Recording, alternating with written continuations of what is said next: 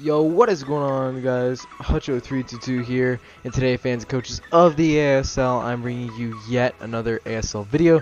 And today, for you guys, I have the ASL Season 4 Week 4 weekly recap. Now, you might see a lot of videos come in today, today as in Thursday, just for the simple fact that videos have been behind. We're working on getting those straight away, centered away. Just be patient. We'll have videos up. Don't worry. We're just not going to upload week 3 power rankings. I think we're just going to do the week 4 just because it didn't work out. So that's just the one video that we've missed all season, and we're 4 weeks in. But shout out to Gumby for getting his video up on time. But we're behind, but we're going to get the videos up nonetheless. So you guys might have like the weekly recap, season 1 weekly recap, and transactions all up today to give you guys something to watch. But anyways, without further ado, in the matches we have a 5-0, 1-0, 2-0, 2-0, 5-0, 4-0, 1-0. So let's go ahead and hop into the first match. First match, we got the Florida Floatals taking on the Hartford Whalers in TCP, improving to 4-0 with a plus 20 differential, winning by an average of a 5-0 each time, which honestly I'm actually really surprised. Not in the fact that TCP is winning as frequently, because he's a very good battler and has a solid team, but just the fact that he's winning by such big margins. And Manaphy being one of the weekly heroes, it always gets a weekly hero. It's always a weekly hero contender almost 2 or 3 times a season. So finally getting its first one here in week 4, and let's hop into it. So we got Deoxys Speed out against Latios, favoring the Latios apparently.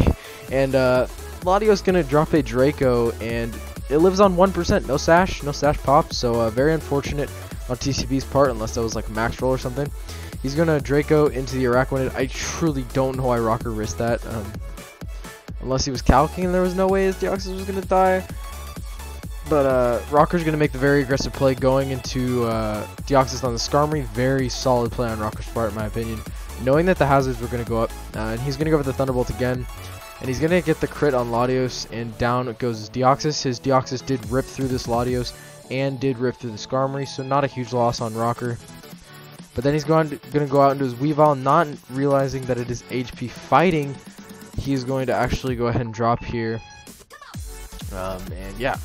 So out comes the Skarmory to take on the Mega Medicham. It's going to take a Bullet Punch relatively easily, but does not take a Fire Punch whatsoever.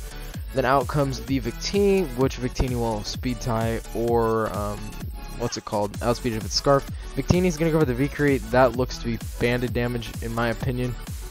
If it's a defensive Arcanine, that looks to me to be banded Victini. Now, I could be wrong. But out comes Manaphy, not fearing the Wild Charge in the slightest, and Manaphy is going to go for the Acid Armor. So here comes the Wild Charge doing an awesome 10%, and this Manaphy is looking threatening, and I really don't see a way that Rocker wins this game at this point. And yeah, we're just going to sit here for a while, as Manaphy is going to actually whip out the Calm Mind as well, doing a massive 12%. So if Manaphy has a way of healing up, this is GG. There's it's game. It's all the way gone. Manaphy gonna go for the Calm Mind. Wild Charge again. So Arcanine's doing something to whittle this thing down. And it's gonna go for the rest. So Rocker's real only hope to win this game is to crit a bajillion amount of times. It has to crit like 3 times in a row while Manaphy's sleeping, or some astronomical number like that. So he has like, I don't know, 1 in 4,000 chance to win. Basically, Rocker would have a better chance at winning a shiny, or finding a shiny, than winning this game. We'll put it that way. Manaphy's gonna Oko this Arcanine with Surf, not wanting to mess around with the what's it called, crits. Manaphy's just gonna set up his Araquanid. It's gonna go with the sub. Araquanid showing off that his Water Absorb, and it's Rest Manaphy. I'm just gonna skip through this a bunch. Acid Armor, Rest, stay sleeping. We're gonna go for the Leech Life, do a whole 4%. Manaphy's gonna Calm Mind. So it's Calm Mind, Acid Armor, Rest, and Surf. Which, yes, that's a very good set against Rocker's team. A good prep on TCP's part. It's just he has no way of touching this Araquanid, so we're just gonna sit here for a while. And it's honestly a PP stall war. And we'll go back here. Manaphy's gonna go for the Rest, and Rocker's gonna go for the Leech Life for what it's worth, trying to crit, and because he needed Manaphy to not rest, and Rocker's just gonna forfeit, so all those kills go to Manaphy. because the rule is if you forfeit, whatever Mon is on the field gets the rest of the kills. So Manaphy picks up those 30 kills, as it would anyways. So this is going to be the game. The Hartford Whalers picking up a 5-0 victory over the Florida Floatals. In the next match, we have the Newcastle Mets taking on the Utah Hoots. Milotic being one of the weekly heroes, picking up 4 kills. And I don't know if it just stalled out Susie's team to all heck, or it just murdered his team. We'll see. So Necrozma is leading out against a Powdon. This favors a Powdon because it can get a toxic on the Necrozma, as it's actually going to get its rocks. Excuse me, I had to take a sip of water. Susie is going to go into his Mega Scizor predicting the toxic, but out goes Gumby into his Absol. Susie, knowing that this thing gets Fire Blast, he's going to go into his Sylveon, as it's actually going to go for the Flamethrower. Now, Absol's going to be out here, is going to swap out, so he likely does not have the Iron Tail. I know this is Babiri's Sylveon to help Susie build the team, so even if it is, it lives. But Rotom is going to come in on this Milotic. It is going to get burned, so a little bit unfortunate. Each time Rotom's going to come in, it's going to take potential Sandstorm, Burn, and Stealth Rock, so very unfortunate. But it's going to get a nice Volt Switch off to 41% of this Milotic. Going out into the Hitmonlee, as the Milotic is going to go for the Mirror Coat and absolutely obliterate it. So out comes Rotom trying to put on the pressure. And Milotic is going to hop into the Kyurem Black, as this thing probably wants to go for the Leaf Storm just to kill. That's exactly what's going to happen. And this Kyurem Black is going to put a lot of pressure on Susie's team. It can just go for the HP Fire if it truly wants to, and it's going to catch that Scizor. So Susie's going to make the middle ground play, going into his Necrozma, as it can take any one hit. Kyurem is going to go for the Ice Beam. Necrozma wants to go ahead and Moonlight up. Out comes the Mega Absol, as Susie was going to go for the Power Gem, so not bad. Absol going for the Pursuit, as this is a Colbur Berry Necrozma. Again, I helped him build the team, so I brought that as well. And then Necrozma is going to pick up a Power Gem kill, and then out comes Delphox going for the Shadow Ball, and is going to have to take a Power Gem. So Necrozma did put on a lot of pressure in this match, getting rid of the Absol, essentially getting rid of the Delphox, making it so Gumby's not going to want to swap out, unless he wants to save it for Death Fodder for the Starmanitan, but he does not want to. He wants to get a free swap right out into his Hippowdon, which can put on a fair amount of pressure. He's going to go for the Earthquake. It's going to do just about nothing to the Scizor, if I'm not mistaken. This is physically defensive Scizor. But Gumby's going to show off the Fire Fang. It's going to do a little bit. Susie can stall it out with his Scizor, so that's a nice thing there. I don't know why Susie was continuously clicking the... Oh yeah, because he had Superpower U-turn on this set or something like that. Superpower U-turn, Bullet Punch, Roost. But yeah, he's just going to be essentially trying to stall out the sand right now. He's going to make a bold play into Sylveon. If that was Earthquake, Sylveon might have dropped. I don't really know why he went Sylveon, truly. He's going to get the Babiri Berry off, so very nice for him. It worked out, I guess. And he's going to go for the Hyper Voice, almost nabbing the kill on this Milotic. And the Milotic is going to go for the Recover, showing that it is faster than Sylveon. It is naturally faster than Sylveon, but just something to note.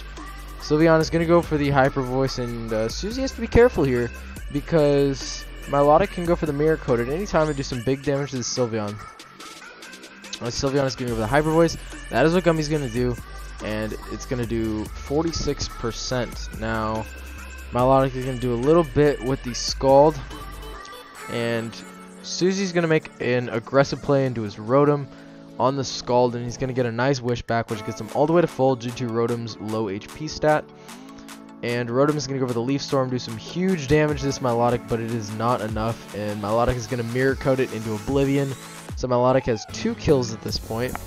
So Susie is going to go into his Darmanitan, and Gumby, luckily having 2 swap-ins for this thing, he can easily swap into this Darm. Well, not easily, that did a lot of damage actually. And Gumby's going to just go ahead and sack off his Hippowdon to this thing. And then Darmanitan is going to die to the sand. Knowing that Gumby probably wants to go Extra Drill, Susie is going to go into his Mega Scizor. He does live the hit and does go for the Superpower, knocking out the Extra Drill, showing that it is a very defensive Scizor. And then Gumby is going to go out into his Kyurem, and he's going to sack it off. Don't know why. I guess he didn't think that this thing was going to have the bullet punch. I think Suzy going for the bullet punch here is a choke, in my opinion. I think he needed to U-turn. Actually, pretty sure he had U-turn on this set. Whatever. No, I don't remember. Whatever it was, if he had U-turn, that was a choke not going for U-turn. Because he needed to go out into a Sylveon, but here comes Sylveon. It has to wish stall on this Milotic. He's gonna go for the Hyper Voice, doesn't do that much, and then Sylveon is gonna go for, or gonna get mirror coated, and Suzy was kind of just over it, didn't really want to sit here and try and beat the Milotic. It was gonna take a lot, so that is gonna be the game. The Newcastle Mets are gonna improve to 3-1 as they defeat the Utah Hoots 1-0. Moving on to the next game. We got the Inner Milotic taking on the Washington Wailords up until this point. Oh wait, he's not 0-5. He's 0-4. My bad. I typed in the wrong thing. Hold up. Get it back. Alright, there we go. So, up until this point, Static, coach of the Inner Milotic, had the worst record possible, getting 6-0'd in his first 3 weeks, but he's here bouncing back, getting a 2-0 victory, as Cam, coach of the Washington Wailords, are going to fall to 0-4.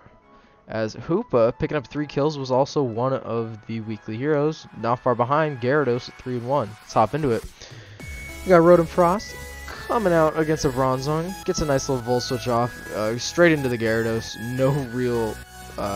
No real plays need to be made here. Just go straight into Gyarados. It can take anything, and then Gyarados is going to go for the Crunch, get some big damage off on this Diggersby. And fearing that Diggersby will underspeed it and Trick Room, Cam is going to go for the Earthquake as Static goes into Whimsicott, and then Whimsicott goes out as Diggersby goes out. So we have Goodra against Sandslash. Goodra's going to try and go for the Power Up. Is going to miss as Sandslash does land a Toxic, so very unfortunate.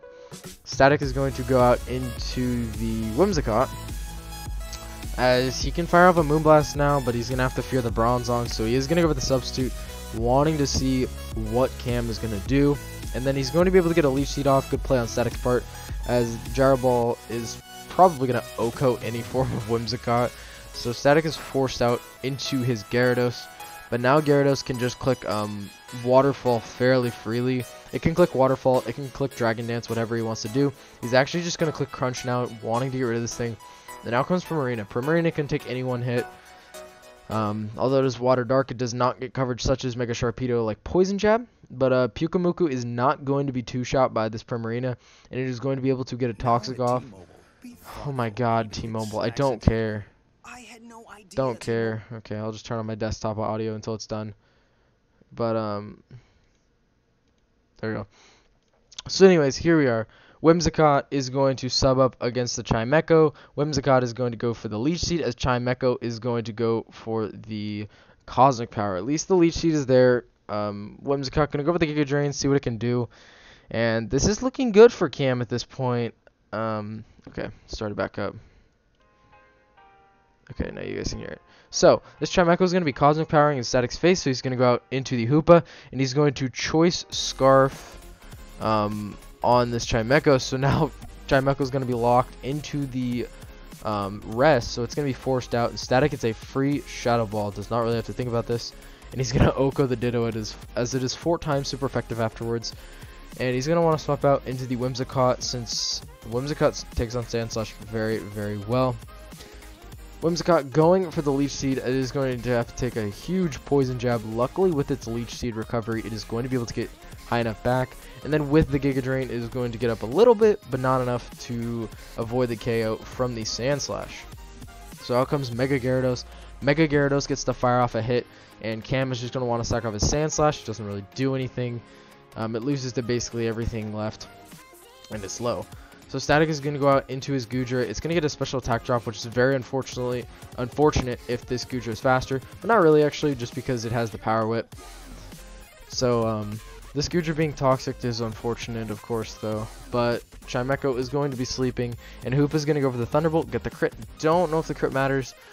But out comes Diggersby. Static is just going to go ahead and sack off his Goodra, and then he can go out into his Gyarados. As Gyarados lives any one hit, plus it can outspeed and go for the Waterfall. And out comes Primarina trying to get the last kill, as he's gonna go, Cam's gonna go for the Moonblast. and Static not wanting to risk like a special attack drop or something like that, he's gonna go into his Hoopo after the fact, get the Thunderbolt kill, and win the game. So Static getting his first win of the season, improving to 1-3, trying to bounce back a very, very huge differential hole to overcome. So he's gonna have to get some bigger wins than a 2-0, but this is a good start to get him back into the playoff race. On to the next game, we have the BC Bibbles taking on the Arcane Arcanines. And TG had a rough start to his season, but he's bouncing back now. As I remember, he got enormously lucky in this game. Sneasel being one of the weekly heroes, picking up 4 kills. You will see how detrimental hacks can be to a person. That's all I'm going to say. So Landers against Braviary, definitely favoring Braviary now that it got the Defiant boost, because he can get a pretty powerful Brave Bird off here. Easily two-shotting a Toxapex, that's not an easy thing to do. So Ian's going to go out into his Zapdos as it walls, and then Espeon is going to go with the Psychic. Zapdos going for the Thunderbolt, doing about as much, although he did get a crit, so that does definitely help.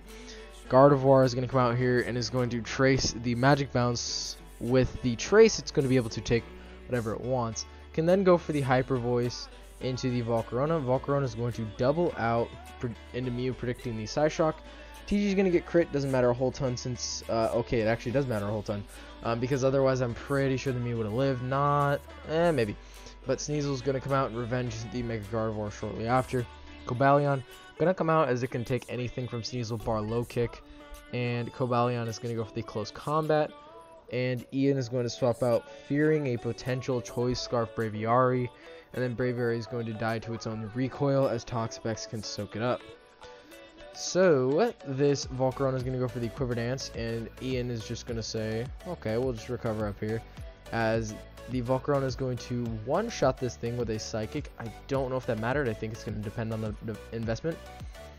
I don't think it would have mattered, otherwise TG would have burned his Shattered Psyche, but Golbat being an absolute trooper, living that Psychium Z and then killing the Volcarona next turn. Out comes Cobalion on the double down and Espeon. Cobalion wants to double out into Landers. TG, fearing the Scarf Landers, is going to go out into his Tapu Fini. All Ian has to do is click U-turn, going into his Zapdos. Zapdos likely going to be faster, but we'll see here. It's going to go for the Thunderbolt, gun outspeed, and Tapu Fini is going to go for the Taunt. I don't really know what he was predicting there. Maybe an Agility Zapdos, just because Ian's brought it before. But anyways, Sneasel's going to go for the Icicle Crash, getting rid of the Zapdos. Now comes Cobalion. Sneasel is going to go for the Icicle Crash. It is going to flinch. Okay. So Sneasel is going to go for the Icicle Crash. It is going to flinch. Okay. Sneasel is going to go for the low kick and kill. So, yeah. Let's just say, TG won this game sheerly on hacks. The only reason that matters is if that Landers is scarfed. I am very much so assuming that it is. So TG getting extremely lucky, preventing Ian from a 2-2 start, as he's gonna fall to 1-3.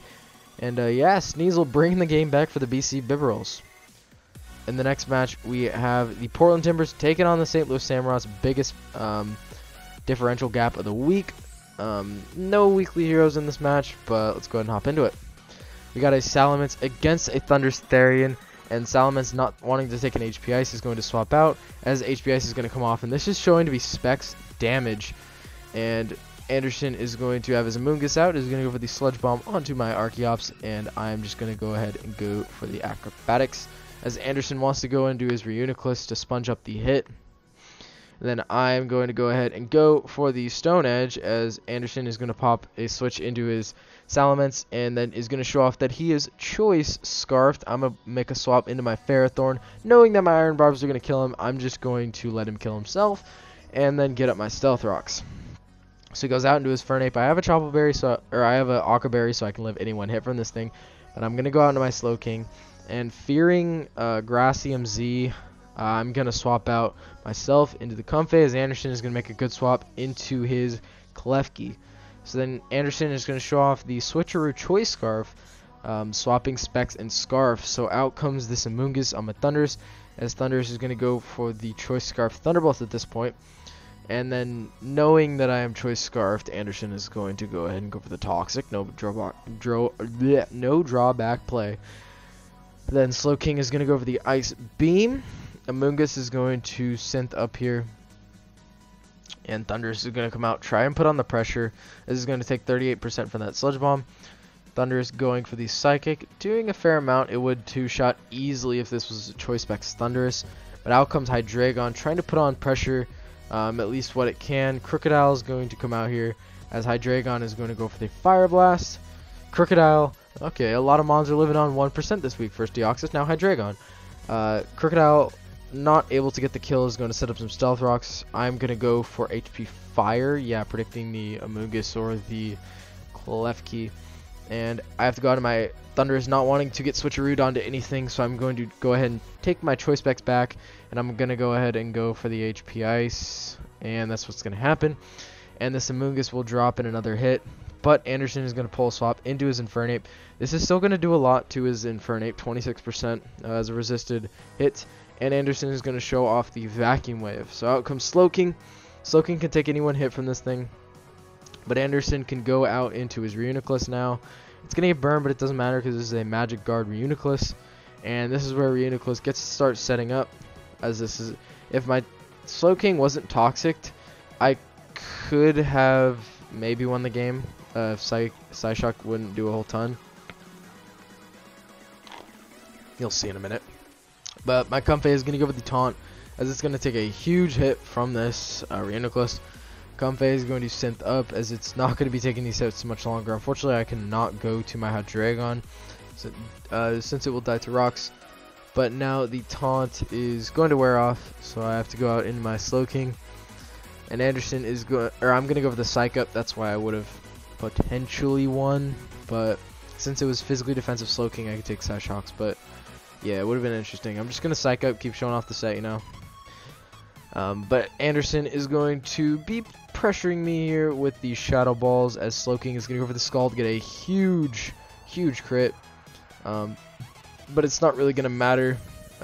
It still can't beat down the Reuniclus, just because Hydreigon cannot swap back in. And the Ferrothorn is going to go for the Power Whip, trying to do what it can, and Anderson is going to play it safe here. He's going to go for the Shadow Ball. Eventually, he's going to go for the Shadow Ball there. He's going to do a fair amount to Ferrothorn, and then after this, Anderson could just go for the Shadow Ball again. The one time that Reuniclus is actually outspeeding, then Hydreigon is going to come in and is going to go ahead and die to rocks. So, the St. Louis Samurott picking up a 5-0 victory, improving to 4-0. Next, we have the Phoenix Flagons taking on the St. Louis Swablues, last weekly hero of the week. We have Mega Charizard X. It gets a nice 4-0 sweep at the end, if I'm not mistaken. But let's hop into it. We have a Thundurus and Aggron lead, very much favoring the Thundurus. Malone does not care staying in here. What's a Focus Blast? Goes out into the Cofagrigus for Keister. Cofagrigus can wall this thing bar toxic. And this Cofagrigus is going to set up a Calm Mind, so maybe trying to put on a lot of pressure with the Shadow Ball. That's what's going to happen. Mega Aggron is going to go for the Roar, as out comes Starmie. So very poor Roarin, if you want to call that, for Malone. But he's going to go into his Electros and go ahead and U-turn on the Starmie swapping out. He can get right into his Scrafty. Excuse me, I did take a drink. Scrafty going to go for the knockoff. He's going to knock off Tangrowth's Rocky Element in the process. Then has to go out into his P2, maybe fearing the knockoff. Well, probably not if he went P2, but Malone is going to lose his Violite. And then is going to go for the Thunder Wave into the Registeel. Registeel was slow already. I love the nickname Keisty. And Registeel going for the Stealth Rocks, as Scrafty is going to set up a Thunder, or not a Thunder Wave, what the heck, a Dragon Dance, then is going to Oko this Registeel. So, Thundurus is going to go for the Volt Switch, and Scrafty is going to go for the knockoff, putting on a fair amount of pressure. Is going to go for the high jump kick, as Keister is going to make a very ballsy play, but worked out in the end, as now Malone is going to go out into his Cryogonal, do 42%, and is going to get Toxicked, as now this Cofagrigus is going to take 12%. We'll see if this Ice Beam does go ahead and kill, but Malone is just going to go for the Rapid Spin, instead, and then can potentially scare this thing out with a freeze drive. But he's gonna pack the signal beam. I don't really know why he packed signal beam over freeze dry. Yeah, I don't know why. But Cryogonal is going to swap out into the Electros, and the Electros is going to go over the knockoff onto Cafagrius. It lost its leftovers, so another one is not going to kill, so Malone is just going to go ahead and sack off his Cryogonal. Cafagrius is going to die now to the Electros, and Electros is going to take some minimal recoil there. But it is going to lose its levitate, so maybe fearing an earthquake right here. But Maruchan, the Tangrowth, is going to go for the sleep powder, just trying to put something to sleep. And then Malone is going to go for the Thunder Wave, which doesn't matter because Starmie is going to activate Natural Cure when it swaps out anyways. So there it is. It's going to swap out into the Charizard. And as Electros is out here, there's nothing Electros can really do outside of Thunder Wave, or there you go, Rock Slide. So Malone is going to go for the U-turn, getting on out of there into the P2, since P2 can beat this Tangrowth. And Malone is going to make a swap out into the Electros, as he does not want his P2 put to sleep. And this thing is going to stay sleeping, as Keister is going to knock it off, as it also has a Rocky Helmet, probably designed for Megazord X, just to take a Flare Blitz and like all that good stuff. But Megazord X is going to set up a sub. Don't really know why Keister didn't click the Mega Evolve button. I don't really get the point of that, but whatever. He's going to set up a Dragon Dance, and Malone is not playing shenanigans with these subs, so he's just going to continuously attack. Keister's going to get a crit, and then I don't think the crit matters. It would kill anyways. I wonder if that was a low roll with Malone, though. And then this Zardex is going to go for the Fire Punch. Malone had to pray that it was Flare Blitz, but it is not. And since the Rocky Helmet is gone from work of Tangrowth, that thing's going to die. And then this Tornadus T is not living a Dragon Claw. So yes, Megazord X picking up a nice little sweep at the very end. And yeah, that's going to be the game. The Phoenix Flygons have proven to 4-0, as the St. Louis Sobbler is going to fall to 0-4. And with the last game, we have the Slow Bohemians taking on the St. George Dragonites. A nice close game as EN improved to 4-0. No weekly heroes, but let's hop into it. This is a good game. So we got Seismitoad up against Steelix, very much favoring this Seismitoad, as it is going to go for the Surf, as Blastoise is going to come out. And Blastoise is going to take her Grass Knot, is going to fire back into HP Grass. Definitely going to favor Blastoise in this matchup. So TJ wanting to save his Seismitoad, he's going to go out into this Decidueye. Decidueye can put a lot of pressure on. He's going to go for the Energy Ball, as Steelix is definitely not going to appreciate that damage. And Steelix is going to fire off a Toxic. So Steelix is going to go out into the Blastoise, as Blastoise is going to take the center, or this Earth Power, my bad. But it's not going to take it plus a Grass Knot. So Seismitoad picking up its first kill of the match, as now out comes Kartana, and TJ is just going to sack it off. And Kartana is indeed going to go ahead and kill. So out comes Jirachi, and Jirachi is going to go for the U-turn, wanting to go out into the Umbreon, since it can take anything. It's probably going to get Toxic here. Yes, that is going to be what happens. Okay. But the Umbreon is going to go for the Foul Play, as Steelix is going to set up its Stealth Rocks. Tapu Koko is going to take this Foul Play fairly easily, as it does have a high attack stat. It just mainly invests in special attack, but it's going to go for the U-turn, getting into Hawlucha, trying to get that +1 defense. So if the Umbreon would have stayed in, this would have been very good for Excellent Name, but he's going to Baton Pass back into Tapu Koko, so it can take like Psyshocks and whatnot, so not a bad strat. But TJ really wanting to capitalize on this Koko. He's going to bring the Electric Seed, Calm Mind, Latias. I respect it. Latias is going to go for the Roost, and wanting to just get as much damage off on this Mammo as possible. It's going to go for the Psychic, but Mamoswine is going to pack the Ice Shard, following up with the kill. And out comes Jirachi outspeeding this Mamoswine, so proving to be either a defensive Mamo or a offensive Jirachi, or speedy Jirachi at least. So Tapu Koko going to go for the Thunderbolt, doing just about nothing to this Decidueye, and likely Decidueye goes for the Roost here, but he's actually just going to go for the U-turn. And then Mega Deontay is going to go ahead and go for the Earth Power, as out comes Tapu Koko. Tapu Koko does obviously outspeed. A Thunderbolt's going to do heaps and heaps, but Umbreon is going to take this Thunderbolt, and out comes Decidueye. Koko going for the U-turn, out comes Hawlucha, and Decidueye is going to go for the Shadow Ball, do heaps of damage to this Hawlucha. Hawlucha is then going to go for the Acrobatics, getting rid of this Decidueye, and giving a clear path for Koko to win this game, and or Kartana if it has the Night Slash. So out comes Tapu Koko, as Thunderbolt's going to claim a kill here. It's going to be on the Deontay, and Jirachi is going to come out here, is going to crit this Tapu Koko. Come here. Yep, it's gonna crit. I think it mattered. Maybe not. If it's like offensive Jirachi, I don't think it mattered. But Kartana is gonna be able to get the last kill of the match with the Sacred Sword. If Yan didn't have coverage, he might have lost the game. But that is going to be the game. That is gonna be the video. You guys can see what is upcoming.